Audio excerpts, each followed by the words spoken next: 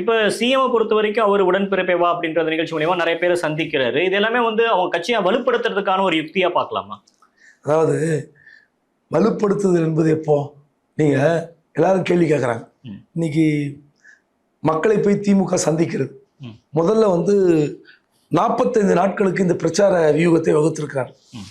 முதல்ல ஒரு 5-6 நாள் வந்து கட்சிக்காரங்களை பார்த்துருவாங்க. முதல்ல இந்த யாரெல்லாம் லிஸ்ட்டு போட்டு பார்ப்பாங்களே, முதல்ல கட்சிக்காரங்க வீட்டுக்கு போகிறது, அவங்க வீட்டில் யாராவது உறுப்பினர் அல்லாதவர்களை உறுப்பினர் ஆக்குவது. கிட்டத்தட்ட 30 லட்சம் பேர் உறுப்பினர் சேர்த்துட்டா சொல்கிறாங்க. உண்மையாக பொய்யான்னு தெரில. ஒருவேளை திமுக ஏற்கனவே இருக்கிற உறுப்பினர்களை கடந்து இந்த 5 நாட்களில் 30 லட்சம் உறுப்பினர்கள் சேர்த்தார்கள் என்பது உண்மையாக இருந்தால் திமுகவுக்கு மிகப்பெரிய வெற்றி இந்த உறுப்பினர் சேர்க்கையில். ஆச்சரியமாகவும் இருக்கிறது. அது வந்து நான் நம்பாமன்னு சொல்ல, நம்பித்தான் சொல்கிறேன். ஆனால் 5 நாட்கள் கழித்து இந்த 30 லட்சம் எப்படி உறுப்பினர்னா முதல்ல 5 நாட்கள் வந்து கட்சிக்காரங்க வீடு, அதனால ஈஸியாக இருக்கும். அடுத்து இந்த திமுக அபிமானிகள் வீடு போவாங்க. அதன் பின்பு தான் மக்கள் கிட்ட போவாங்க, கட்சி அல்லாத மக்கள் கிட்ட போவாங்க.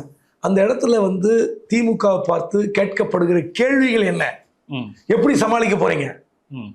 அரசு ஊழியர்கள் பிரச்சனை, டாக்டர்கள் பிரச்சனை, போக்குவரத்து தொழிலாளர்கள் பிரச்சனை, பென்ஷன் ஸ்கீம், வேலை வாய்ப்புக்காக தேர்வு எழுதி காத்திருக்கிற இளைஞர்கள், இளம் பெண்களுடைய கேள்விகள் எப்படி சமாளிக்க போறீங்க? ஏகப்பட்ட விஷயங்கள் அடங்கி இருக்கிறது. திமுக ஒன்றும் கேக் வாக்கெல்லாம் கிடையவே கிடையாது. இந்த தேர்தலில் கூட்டணி பலம் இருந்தாலும் நிறைய நெருக்கடிகளை திமுக சந்திக்கும்.